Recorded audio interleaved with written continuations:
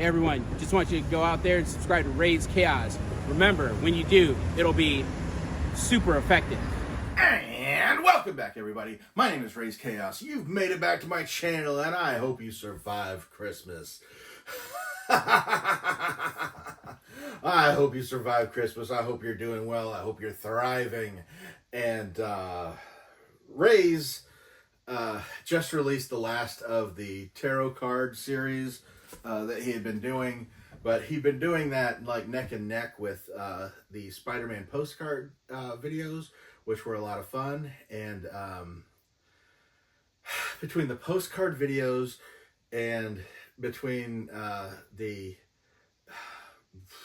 comic covers that they do of all the Spider-Man stuff, Raze really started feeling some Spider-Man burnout, I guess you'd say. Raze loves Spider-Man. I mean, he's a classic character. He's Marvel's flagship character, so you can't really hate Spider-Man by any means. But Raze doesn't collect Spider-Man. He's never really followed Spider-Man terribly close like he does some of the characters that he absolutely loves. I mean, Raze leans more towards DC, but like he still recognizes the big guys on the other side. He still recognizes and appreciates them. But when you get focused on one of the characters, which really isn't one of Raze's particular favorites, it gets a little rough. And Raze did a lot of Spider-Man content. And going to this, I mean, Raze has done a lot of Spider-Man content this year, having gone to the Beyond Amazing, which is Chicago Science and Technology exhibit that's still going on. If you haven't made plans to go see that, you really should, because I think it's only going on until the spring. So get on that while you still can, because it really is. It's going to be one of those once in a lifetime opportunities, and Raze was glad to get that. That's where he got the postcards. But I think we're going to go ahead and finish this out with doing the Spider-Man Bitty Pops that were released in Walmart. Raze just did the Empire Strikes Back Bitty Pops, and while he was there, they had the Spider-Man Bitty Pops. So Raze was just like, well, great, because a little secret, they had these. Actually, they didn't have these. They had the actual versions that have the fourth one covered up. They had these on the gift shop at the museum, because they had a lot of Spider-Man stuff. And while Raze was there, he was like, well, let me go ahead and grab the set of Spider-Man Bitty Pops. And Raze looked, and the price on these, what Raze paid for all four of these would have only gotten him two at that event. So be aware if you go there, the prices are jacked. Part of the reason why Raze got the postcard set is because it was unique to that show, and you couldn't get it anywhere else. And that's what Raze wanted. That's what Raze got. And Raze was like, I'll get these elsewhere. Now Raze got these elsewhere. And not only that, but they have the open shield on the bottom, so he can make sure he gets all the chase figures as it goes. So yeah, that's exciting. We already know Raze has got the full set. So let's put this guy away and let's just go ahead and dig into these.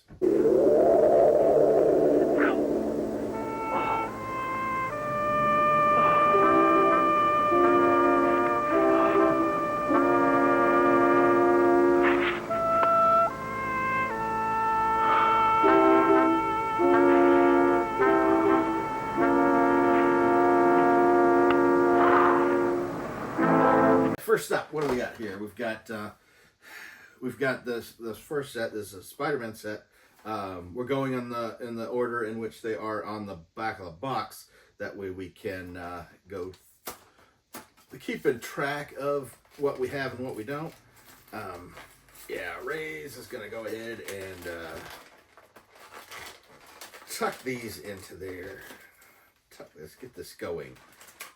Pull this out, and just like the previous Bitty Pops they've got the little cover shield and everything.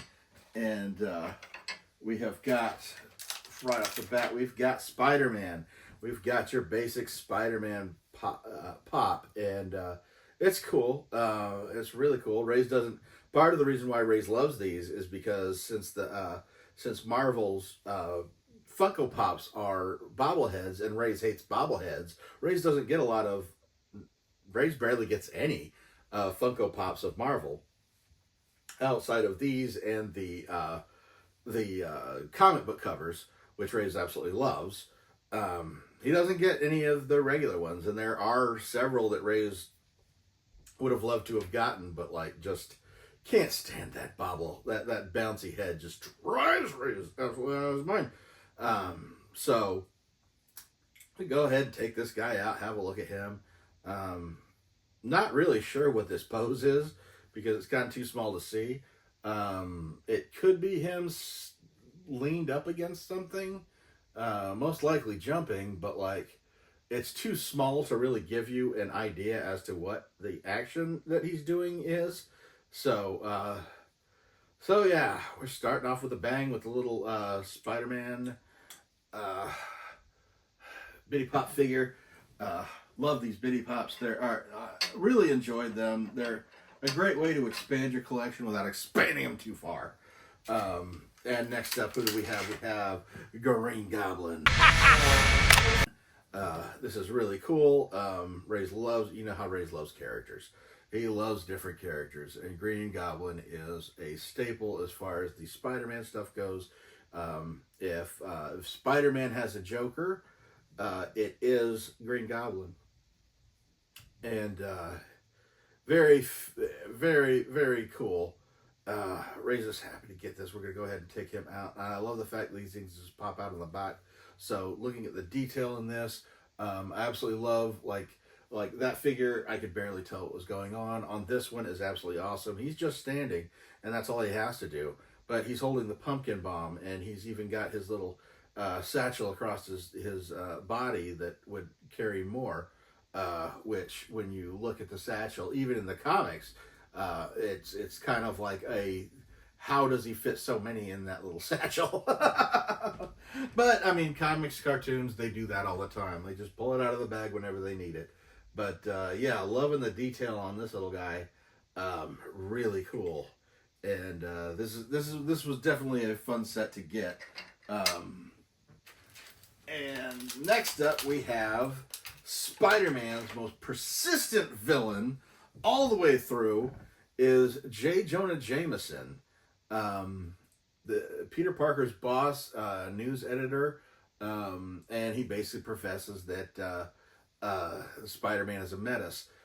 J. Jonah Jameson easily takes the award for the Spider-Man's worst enemy. Because not only does he bash him in the press and, you know, bash him, do his best to slam that public image, but J. Jonah Jameson is responsible for so many Spider-Man villains, like the Scorpion or, you know, the Smythe and the Spider Slayers. Basically, Jameson hires these people to go take Spider-Man out. In essence, funding these criminals to basically take out the basically paying the bigger problem to take out the smaller problem. And if you count that all up, J. Jonah Jameson is the worst, is the biggest supervillain for Spider-Man than any, nobody else really comes close as far as actively trying to defeat Spider-Man every chance he gets. And I love this little figure of him. I love the two-tone in the hair, you know, the black on top, the gray at the bottom. He's holding a little copy cover, which is too small for Raze to read because his eyes got old at some point, and yeah, it just got old. But yeah, J. Jonah Jameson, really it's one of those few characters that while he doesn't have any powers and he doesn't have any of the big weapons or anything, you kind of need a J. Jonah Jameson in your Spider-Man collection, because he's like kind of the constant thorn in Spider-Man's side, regardless as to what others may think. And then the last one in this set, the Chase figure that we got in this, is actually the one that Raze doesn't give a rat's ass about. This is a sketch version of a Spider-Man cover, and Raze does have this cover, because it happened before Raze decided to disavow the sketch cover stuff. And so yeah, we've got a black and white Spider-Man in this pose, and really doesn't fit in with the rest of the collection. It's really kind of pointless, and is just a great example as to why Raze doesn't really go for these anymore. He got this one because it's part of the set, but otherwise, yeah, Raze isn't really going for the black and white sketched versions of these characters, because we want the finished product. Make the sketch stuff harder to get and make it more novelty, because the people who want it will seek it out. But people in general just don't want. I mean, do you really want a black and white Spider-Man? I mean, it's not Anti-Venom. It's not any of the versions of Spider-Man that has gone black and white, that there's a story behind it. No, this is just your regular Spider-Man that they just left their crayons at home. So, yeah, judging by the back of it, that's the full set. We've got it going. The set is complete at this point. And the next one up, we've got the second set. Very exciting. I believe this is the Miles Morales set.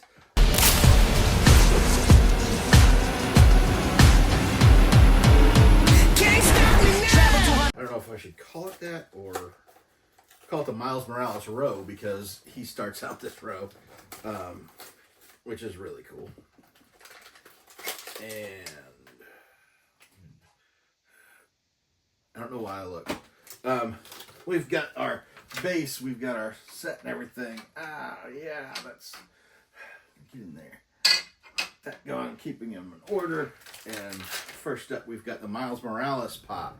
We've got the Miles Morales Spider-Man, and ooh, I didn't realize that he's got like a little bit of webbing coming out of his he's holding on to. So this is obviously him swinging.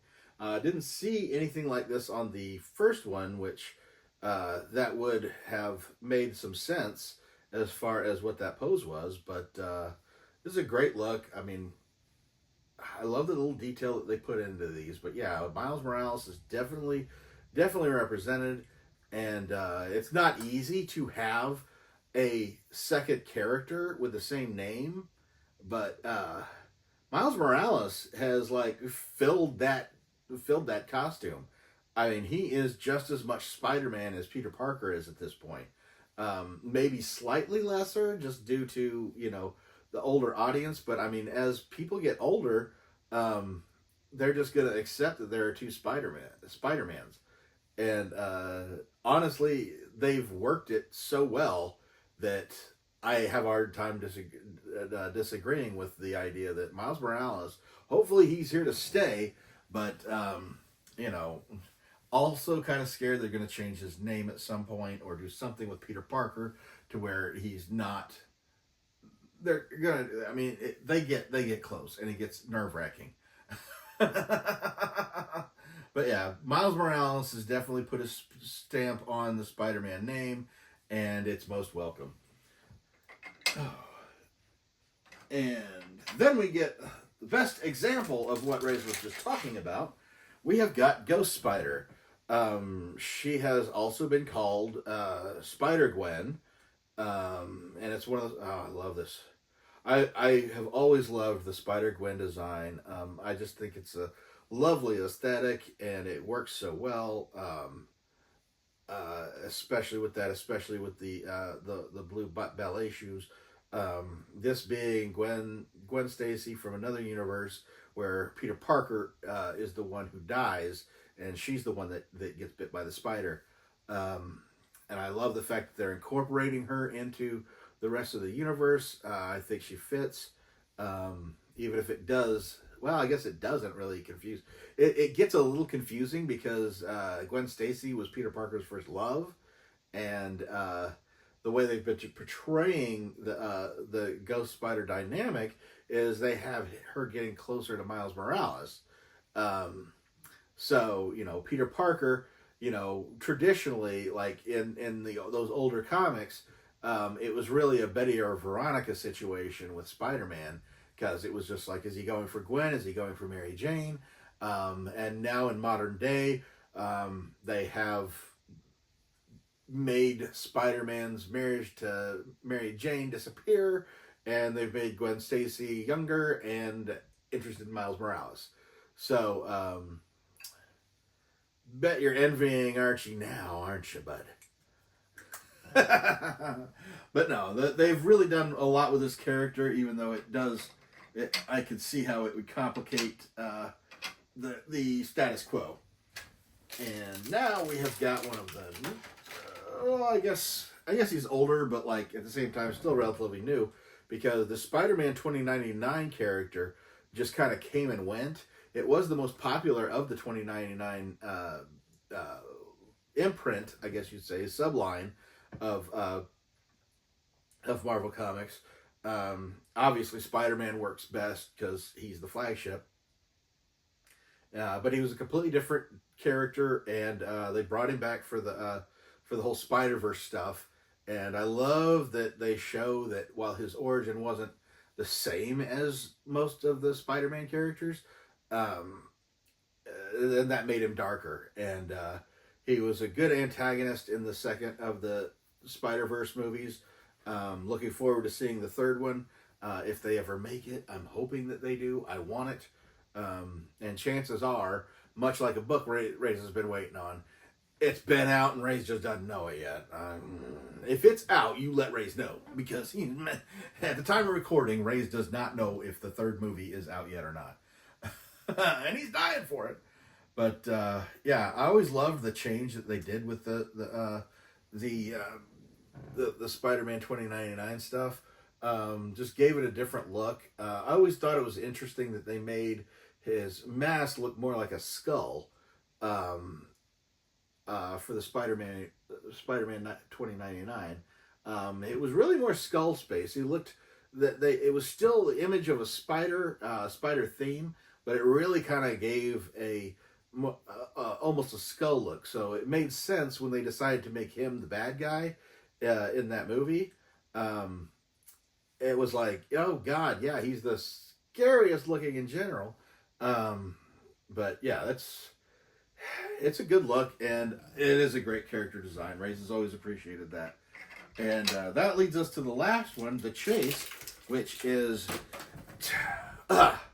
another freaking sketch cover, which Raze doesn't like these, and now Raze has got one extra, messing up his little set, I guess you'd say. But we're gonna just blow past that so we can get into the next one. And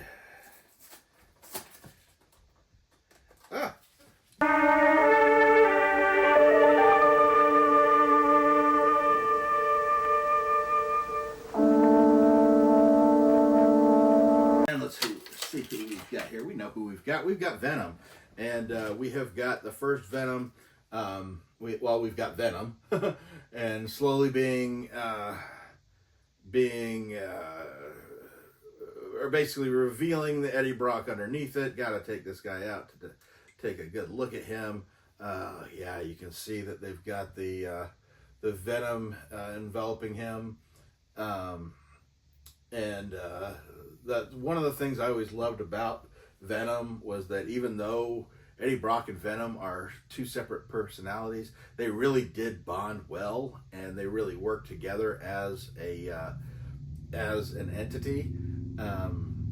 Unlike some of the movies where you kind of see Eddie Brock arguing, they really kind of tried to make Eddie Brock look more heroic in those, as opposed to just basically he had a hatred for Peter Parker, and the symbiote had a hatred for Spider-Man. So just two great tastes that taste great together. They latched on and bonded and everything. And yes, that's why no matter how many different versions of Venom that they like to put out, Eddie Brock is always the Venom that's going to work best as far as I'm concerned. So that's cool to have one being covered, having that. Put that away. And the one we have next is the Anti-Venom, which Raze has to admit that this is a character that, okay, when Spider-Man was doing the spider clone thing, there was clone burnout. I mean, honestly, trying to follow that, and it was just like, oh, there's a clone, and they let's be done with the clones. And then they started in on the symbiotes. You know, they put out Venom, and then Venom reproduced, and you had Carnage, and then you had more and more and more symbiotes pop out. And Raze just lost track because he stopped caring. You know, he was already symbiote burned out. And so Raze really doesn't know a lot about the Anti-Venom, except that I do believe he hates Venom. And that's why his outfit looks like an inverted Venom. You know, there's black where there's white where there's black where there's white. Other than that, I mean, basically they're mirror images of each other. I do believe the Anti-Venom combats the symbiote process in some way. I'm not 100% sure, but yeah, it's kind of like a weird, even when Venom is moved towards being more of an anti-hero, that you have this one character that's just like, I don't give a damn, he's still Venom, and he's got the hatred for Venom. And yeah, the symbiote stuff got really confusing, and when you had to deal with the clone burnout and then getting the symbiote burnout on that, it's like, oh god, when is this going to be over? Now we've got the Spider-Verse burnout of how many different Spider-Man are we going to get? It's just like, oh my god. And this appears to be a Spider-Man unique situation. You get I mean, you get Flash with his time anomalies and everything. It just tends to be only the Flash. And, you know, it just... Some characters just have a specific storyline that they get stuck with. Spider-Man gets several. So yeah, is that a clone of the symbiote that came from another universe? Who knows? Can we make it any more complicated? Hold my beer. And next up we have She-Venom, which this is a character that Raze knows very little about. And to be perfectly honest, wouldn't be able to tell this from any other character other than the eyes, I believe. That's the only thing that's determining this. Raze isn't sure if She-Venom is another spawn of Venom or if it's a spawn of Carnage, as they tend to do. Don't really remember her really making a lot of waves as much. Don't even really know if she is a adversary of Venom or an ally. Couldn't really tell you. And honestly, the only difference with this and any other is the artwork on the eyes. That's the only way to determine it. Even looking at sideways, like, yeah, you can. If Raze pulled this out and just left it like that, everybody would just assume this was a Venom or a Spider-Man in symbiote costume, or Spider-Man in his black costume. That would really be the only way. I'm even looking to see if there's any way of... I don't even see any indication of breasts in this. But, I mean, these are tiny figures. They wouldn't necessarily... Raze didn't check the Spider-Venom for breasts, so... Or the Spider-Gwen for breasts, so that's really kind of a non-issue. But, yeah, it's real. They really did nothing. They did very little to differentiate the She-Venom from Venom. And, come on, people. That's kind of sad. Yeah, last up we've got the Spider-Man. Is this Spider-Man in the symbiote costume? Yeah, this is Spider-Man in his symbiote suit. which, yeah, that this could be the exact same figure as that one, except for the head is a bit different. The head has the mouth and you know, the little flare on the eyes, but otherwise, yeah, this is just basically your black Spider-Man, your black symbiote. One of the things I've always appreciated in some case, a lot of times when they do the versions of Spider-Man versus in the symbiote suit versus his regular black suit, is that they would put a texture on the cloth suit, almost having like you could see the webbing on the suit. So, you know, there was this tiny little differential thing that wouldn't even really be noticed, but like the fact that they went through the trouble to do that a lot of times, and a lot of times they don't either. So yeah, this is actually Spider-Man in the symbiote costume, and that's keeping it all complete at this point. And what? Spider-Man? Where? Oh, I just get so flustered when I meet a celebrity. I just don't know what to say. Our fourth set. Boom. And we're going to pull this out. And we've got the one coming up here is Peter Parker Spider-Man, which is something that they have done a lot. Even in like the 90s when Toy Biz was doing their thing, you could get a Peter Parker figure and you could get a Spider-Man figure, but almost always there was a half Spider-Man, half Peter Parker figure. Sometimes it would be, you know, just the half and half figure just showing, hey, it's the Peter Parker Spider-Man, because under no circumstances would a kid be playing with Spider-Man half in his costume and half not. But they also have used this image consistently throughout the Spider-Man world, where at least with the head, you'd reveal the Peter Parker side to show him reacting to his spider sense going off. So yeah, I guess the fact that they kept people comfortable with Spider-Man wearing half his costume is something, but it is a consistent thing. They do it all the time.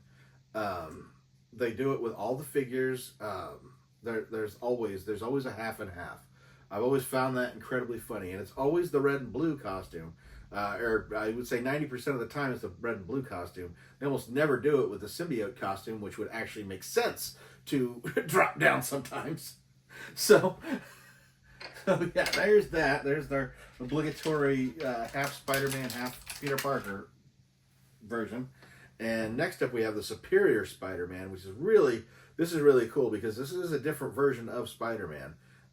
This is when, if you've seen the movie Get Out, where they imprint somebody's mind on top of somebody else's, you know, obviously against the original person's wishes. Yeah, they did that in the Spider-Man comic, and the person that overlaid Peter Parker's brain, I guess you'd say, was actually Dr. Octopus. And what I loved about that whole thing is that Dr. Octopus became the Superior Spider-Man. He didn't want to replace Peter Parker. He did not want, well, he wanted to replace Peter Parker, but he didn't want to go be Dr. Octopus in Spider-Man's costume. He wanted to prove that he was better than Spider-Man. So he became the Superior Spider-Man, the smarter one. And even putting on the extra arms on there, he basically showed how he could be a better Spider-Man than Peter Parker could. And, I mean, eventually, you know, he got taken out of Peter Parker. I don't know exactly how they got separated again, but like, but it's one of those things where Spider-Man's still, or, you know, Peter Parker's still in the background, and he can see all this happening. He can see Dr. Octopus being a better Spider-Man than he ever was. The only thing that was really different is Peter Parker's sympathy. Peter Parker was more empathetic to his people than, or to the people he saved and the victims of everything, than Dr. Octopus was. Even though Dr. Octopus tended to be more efficient in his crime fighting, abilities, and this is just really cool because yeah, he eventually starts altering the costume, which is focused here. I loved the idea that he put the extra arms on there, because that is very Dr. Octopus, but at the same time, adding 4 more limbs to Spider-Man gives you 8 legs, the arachnid. So yeah, it made sense. I mean, it still made sense because spiders, octopuses, they all got the same amount of limbs. But yeah, this is a really cool one to get, and this is actually one of the stories that Raze has been looking into getting and reading, just the idea that just to see how it all panned out and how they got separated, I guess you'd say.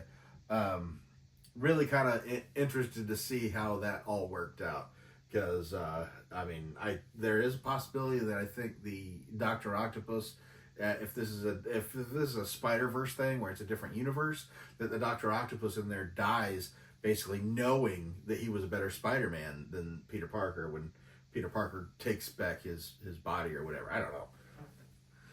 Different verses, they get confusing. If they can screw with Spider-Man, they're going to. And next up, we've just got this appears to be a Spider-Man. He's just standing. He's got his hands up in the familiar Spider-Man web slinging pose. I always loved how that worked. What's cute about this is, Spider-Man was created by Stan Lee and Steve Ditko. There is a lot of contention in that. There was a Golden Age character who used to shoot webs and cling to buildings, but it was female. That was in the Golden Age of comics, like when the Superman rush came out and everybody was trying everything. There was a female spider-based super villain who had a spider sense. She had, basically she had everything that Spider-Man has. Only instead of web shooters, she had a web gun that she would shoot. But she would swing on and everything. But so there's been contention there as far as where the idea came from. Jack Kirby, the legendary Jack Kirby, Stan Lee even admitted that he initially took the idea to Stan Lee, or to Jack Kirby, and when the way Jack Kirby drew him was too heroic, too big. He wasn't the slender little teenage boy, so he therefore took that idea and went to Steve Ditko, who was kind of known for his spindly looking art, and it's really kind of does Jack Kirby get any credit for the spider costume design? Because, Stan Lee didn't come up with it, but that is the costume that got transferred when Steve Ditko took over, even though Steve Ditko did make it look different. The one thing that is 100% Steve Ditko, even though Steve Ditko claims he created more of Spider-Man than just the artwork. But of course, everybody that has a hand that had a hand in the time, they all stole from each other all the time. A lot of cases, I believe, when at one point the creator of Blue Beetle was actually asked where they came up with the idea of this character of Blue Beetle, his only response was Green Hornet. It was just like, yeah, we just basically took that, changed the insect, changed the name, or changed the color, and we got a new character. So yeah, they really robbed each other quite a bit at the time. It wasn't until DC really kind of started bringing the hammer down on the Superman knockoffs in order to kind of calm everybody down. But it's that way he shoots his webs. That is 100% Steve Ditko. And if you need any proof of that, look at his other creation, which is Doctor Strange. And when you read those early books, when Doctor Strange is casting his spell, he's doing that too. It's just, it's just like, is he shooting a web, or is he creating a mystical is he casting a spell or a web? But yeah, that's really kind of the one thing. But yeah, while Stan Lee is forever going to be known as the creator of Spider-Man, there are and Steve Ditko is officially the co-creator. There's a lot of arguments like as to how much any of them actually contributed. How much they each came up with. In my mind, like Steve Ditko gets that one thing because he did that with all his characters. I think even the Creeper makes that hand gesture at some point. And then last up in the base set, we've got the Spider-Man stealth suit, which is basically Spider-Man going stealth. So he puts neon green on because that makes sense. Yeah, this feels more like the 90s toy idea, you know what I mean? It's just kind of like, yeah, how can we do this? How can we make this a little bit different? Hey, let's make it night because, let's make a stealth version, especially if you looked at the action figures they put out at the time. Yeah, everybody had a different version. Batman had a stealth mode. It's like, Batman is stealth. Spider-Man has a green version for when he is in the dark, I guess.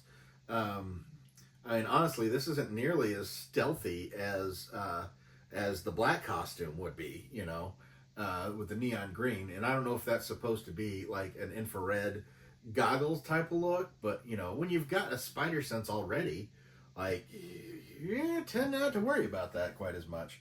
But yeah, I don't know where they use the Spider-Man stealth suit. To me, it looks like an action figure variant, and that's probably what it ended up being. And some of those actually did work their way back into comics, where they made it as basically the design for the toy, and then they ended up, let's bring this in. I think there's a Polar Batman that was actually created as for a Batman line where all his different costumes and everything. And like the Polar Batman, the Arctic Batman or whatever actually worked its way into comics at some point. So it can happen. It can go both ways. You never know. But that's funny. I don't really quite understand that one. But yeah, that leaves us all with just one missing. But like I said, Raze being Raze and seeing the open window of it, went ahead and bought the fourth one so he could make sure and get the missing Chase character.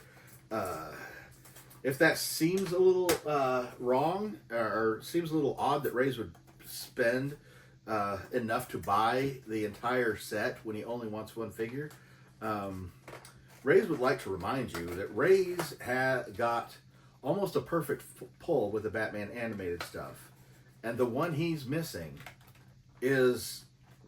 it costs 3 times it would to get another box. So like, yeah, Raze is like, yeah, I'm not even gonna bother. We're just gonna go ahead and grab that one, and that one is the he came right out, and that is the Peter Parker Spider-Man, because we've got the half and half. Now we've got Spider-Man without his mask on. To show that it's Peter Parker. A little surprised they didn't just do a straight Peter Parker in regular clothes, but they just did it halfway. So yeah, we had to get that one. We had to get this Spider-Man, and that gives us the full set of these Spider-Man Bitty Pops. And yes, Raze absolutely loves getting these. He enjoys the Bitty Pops quite a bit, probably because he would like it better if they were all like this, to where you could see what you were getting the entire time. But Raze just loves having a lot of figures. Raze loves minis. He shows them off all the time. And this is a nice little combination of the two. So yeah, here's Raze's full set of the Spider-Man minis. There is a possibility Raze may actually get the stand to put these on, because I think a couple other figures come with that. And Raze has been debating the Star Wars sets as well as the Batman. But we'll have to see. As for what Raze is going to do, the fun thing about getting this difference is that if you look at the back, the you've got the characters. This is actually the first line where, according to the back, it's the sketch cover is the missing. So Raze has got the complete full set right here, or first set here. And what's Raze going to do with this? Well, we don't know yet. Raze is most likely going to go ahead and toss this into the prize box that Raze has been building, that Raze will be giving away. Raze will be announcing it when he hits 500. But as he did the last time, probably wait till 550 to make sure that number stays locked before he actually starts a contest or something, or starts deciding on who's going to be the winner.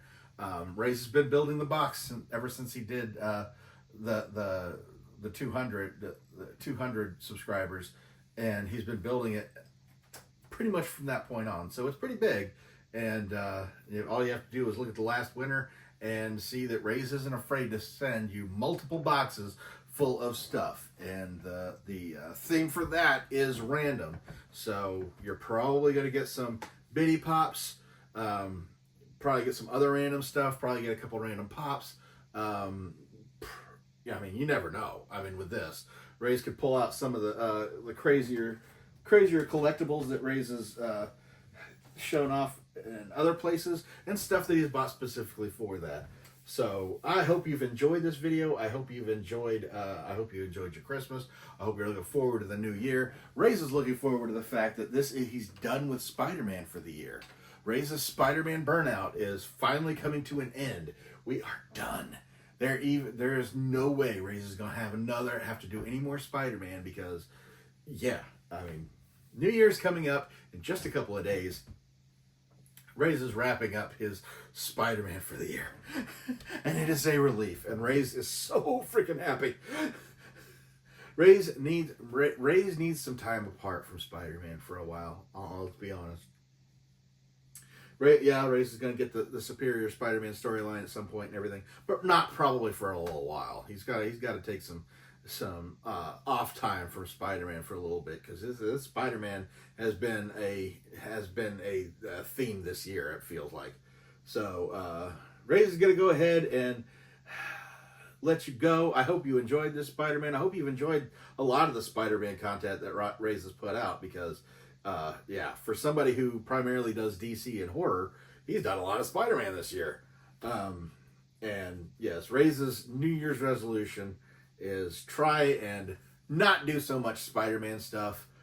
Give some other characters a chance. Give some characters that you are more familiar with, or enjoy talking about a little bit more. Not that Raze has got anything against Spider-Man, but yeah, it gets old. But Raze is going to go ahead and get out of here now. But never forget, life is full of odd moments. You never know when you're going to be defined.